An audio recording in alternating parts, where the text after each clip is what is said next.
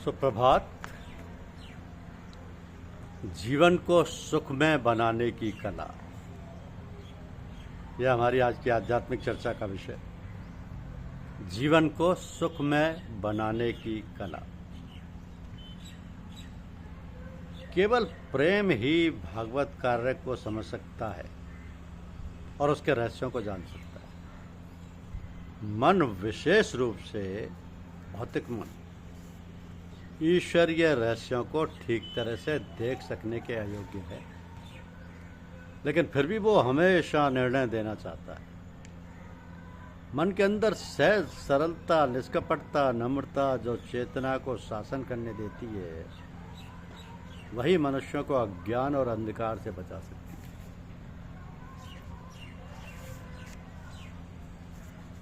सुख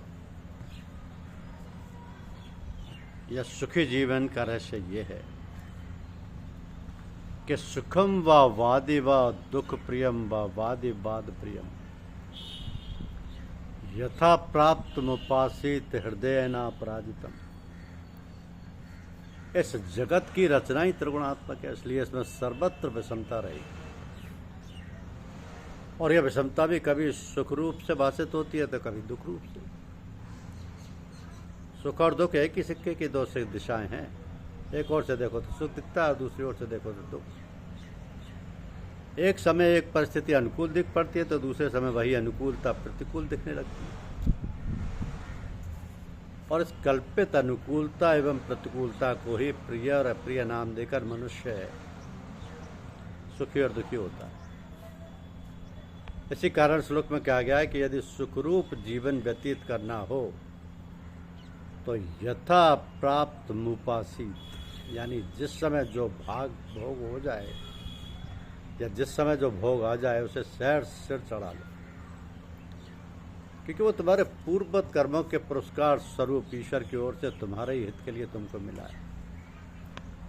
कैसे सिर पर चढ़ाएं, ये समझाते हुए कहते हैं कि हृदय न पराजित, यानी हृदय को आघात न पहुंचाते हुए हृदय पर बल ना पड़े, इस प्रकार से हृदय को मजबूत रखकर लाभ हानि को शांतिपूर्वक सहन करते रहना ही सुखी जीवन की कुंजी है। सभी प्राणी जब से जन्मते हैं तभी से सुख की खोज में लगे दिखते हैं। ब्रह्मचारी ब्रह्मचर्य पालन करते हैं, तपस्वी तप करते हैं, वे भी सुख की प्राप्ति के लिए ही बालक खेलते हैं। विद्यार्थी विद्याभ्यास करते हैं, विद्यार्थी विद्याभ्यास करते हैं। गृहस्थाश्रम चलाते हैं, वानप्रस्थी तथा सन्यासी अपना अपना धर्म पालन करते हैं, सब सुख की प्राप्ति के लिए। राजा राज्य करता है, प्रजा अपने धर्म का पालन करती है सुख की आशा से, परंतु इनमें से किसी भाग्यशाली को ही सुख मिलता है। इसका कारण यह है कि सुख क्या है और कहाँ मिलेगा, इसका ज्ञान प्राप्त करने के बदले सभी लोग सीधे ही सुख की खोज में लग जाते हैं।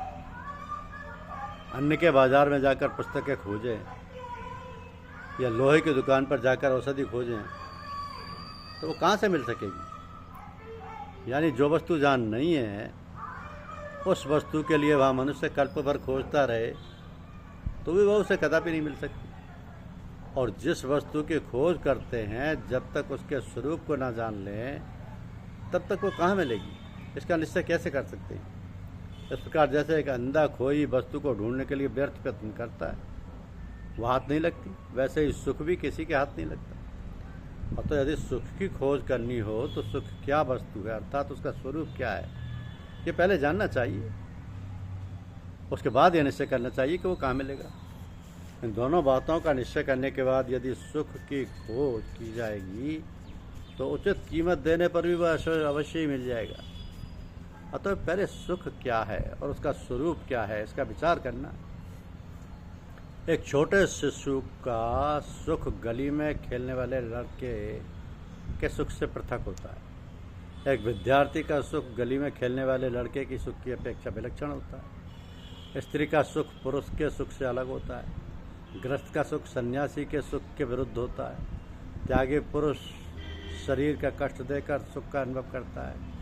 भोगी सारे भोग प्राप्त करके भी दुखी दिख पड़ता है।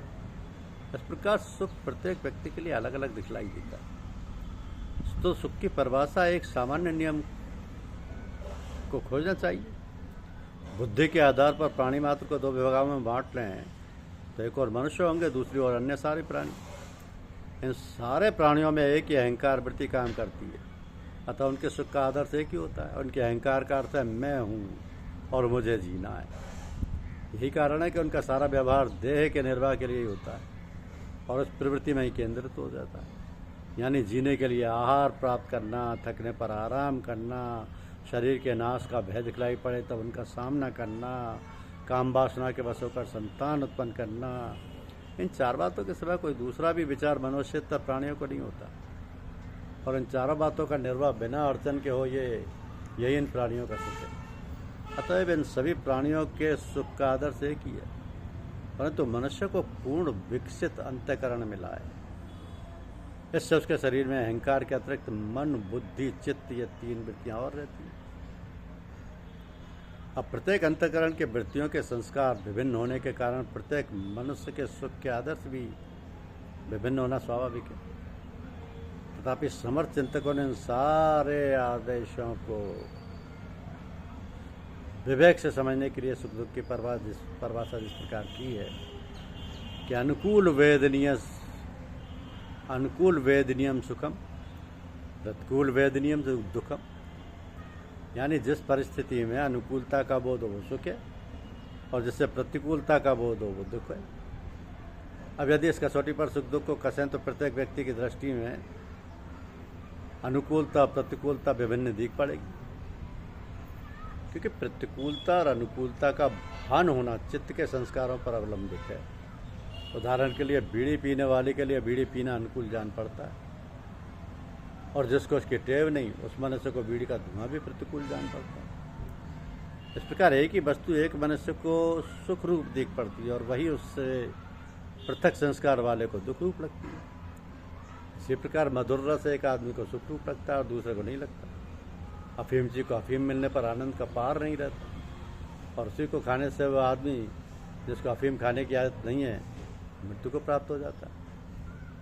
ऐसे सहज ही समझा जा सकता है कि सुख दुख उत्पन्न करने की शक्ति किसी भी पदार्थ में नहीं है, बल्कि वह चित्त के संस्कार पर अवलंबित है।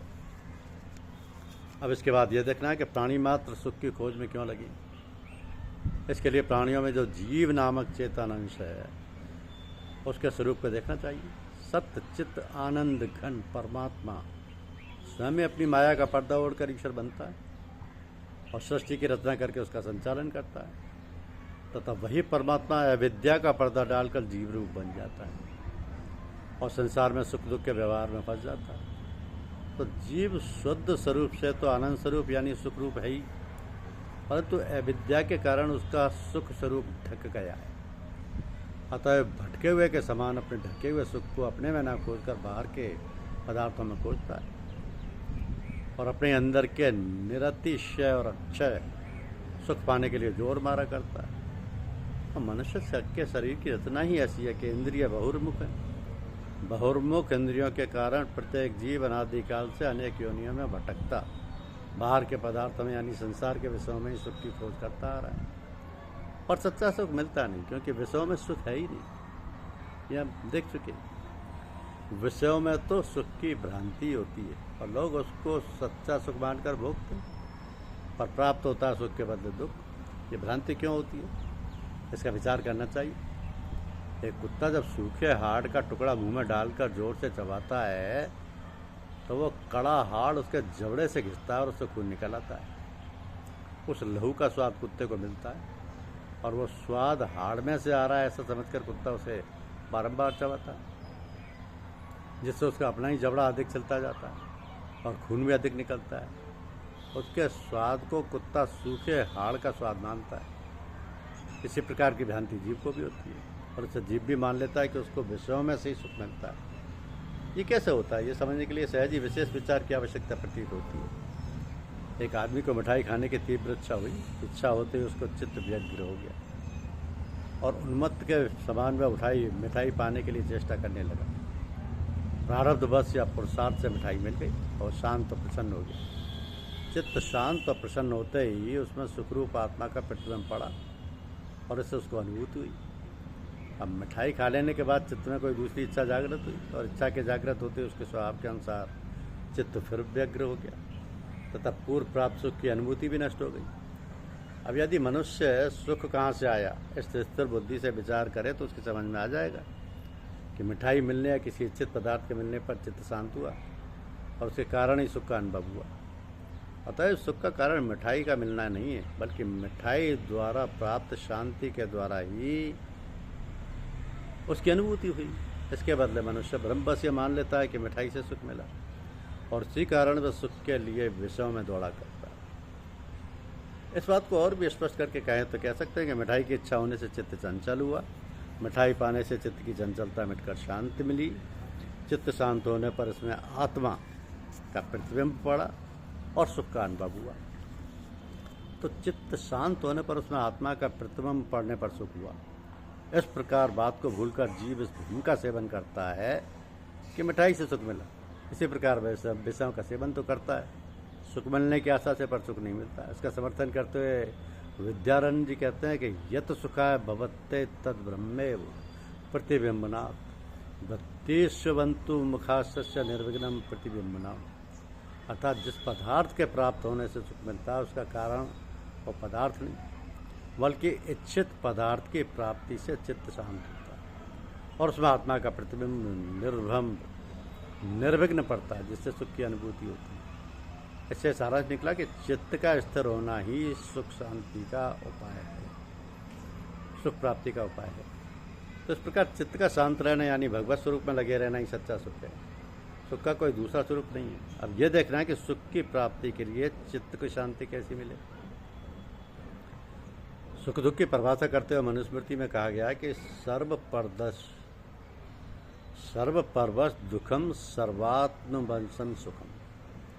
अर्थात जिसके प्राप्ति करने में अपने को दूसरों के ऊपर आश्रित रहना पड़ता है वो दुख रूप है, और जिसकी प्राप्ति के लिए अपने अतिरिक्त दूसरे का अवलंबन नहीं लेना पड़ता वो सुख है। तो हमें अपने सिवाय यानी अपनी आत्मा के अतिरिक्त मन बुद्धि इंद्रियों के ऊपर अवलंबन करना पड़ता है। इसे परवशता कहते हैं, यानी भोग्य पदार्थों के साथ इंद्रियों के संयोग के द्वारा जो सुख का अनुभव होता दिख पड़ता है उसमें परवशता है। इसलिए वहाँ दुख में ही सुख की शांति होती है, दुख में ही सुख की भ्रांति होती है, ऐसा समझना चाहिए। भोग पदार्थों की प्राप्ति प्रारब्ध के अधीन है, इसलिए उनकी प्राप्ति में भी परवशता है, और पदार्थों के साथ इंद्रियों का संयोग होना मन के अधीन है, इसलिए उसमें भी परवशता है। और वह भी कोई नियम नहीं कि संयोग होने से सुख का ही अनुभव होगा, क्योंकि एक ही वस्तु से मन कभी सुख का अनुभव करता है तो कभी दुख का। अतः सुख का अनुभव होने में भी परवशता है। तो सारांश है कि आत्मानुभव के सिवा जो दूसरे सुख का अनुभव होता है वो वास्तविक सुख नहीं, बल्कि सुख की भ्रांति है। इस बात को भगवान श्री कृष्ण ने गीता में बहुत सरल रीति से समझाया कि सुखमात्यन्यकम यत्तदे बुद्धि ग्राह्य मतीन्द्रियम। अर्थात यानी जिसे आत्यंतिक सुख कहते हैं वह निरतिशय और अच्छे सुख है, उसका अनुभव इंद्रियों द्वारा नहीं हो सकता। इसलिए उनका अनुभव बुद्धि द्वारा यानी सूक्ष्म बुद्धि के द्वारा ही हो सकता है। बुद्धि के द्वारा आत्यंतिक सुख का अनुभव होता है। इसका अर्थ इतना ही है कि जीव जब विशुद्ध हुई सूक्ष्म बुद्धि के द्वारा अपने यथार्थ स्वरूप को समझता है, यानी मैं आनंद स्वरूप आत्मा हूँ, इसलिए सुख दुख से परे होने के कारण सुख की प्राप्ति के लिए मुझे कुछ भी यत्न करना नहीं है। चीनी की डली को मिठास प्राप्त करने में जैसे परिश्रम नहीं करना पड़ता, उसी प्रकार मुझ आनंद स्वरूप आत्मा को सुख पाने के लिए परिश्रम करना पड़ता ही नहीं। ऐसा अनुभव होने पर अक्षय सुख की प्राप्ति होती है। तो मनुष्य मात्र सुख की खोज करते हैं, पर सुख का स्वरूप क्या है ये न जानने के कारण उन्हें पता भी नहीं कि उसे कहाँ खोजना है। इसलिए असंख्य प्रयत्न करने पर भी उन्हें सुख नहीं मिलता।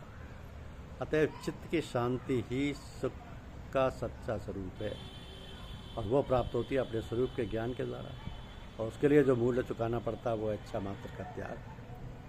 तो साधन चातुष्ट के साथ शास्त्राभ्यास के द्वारा बुद्धि को निर्मल करें और फिर विशुद्ध बुद्धि की सहायता से अपने स्वरूप का यथार्थ दर्शन कर लें, यानी मैं आनंद स्वरूप आत्मा हूँ, और इस कारण सुख की प्राप्ति के लिए मुझे कुछ नहीं करना चाहिए। इस ज्ञान के दृढ़ होने पर सभी इच्छाओं का त्याग अपने आप हो जाता है और इच्छा का नाश होते ही चित्त अविचल शांत वाला बन जाता है। ऐसा होने पर मनुष्य को निरतिशय सुख प्राप्त होगा और वह स्थिर रहेगा। यही है जीवन को सुखमय बनाने की कला।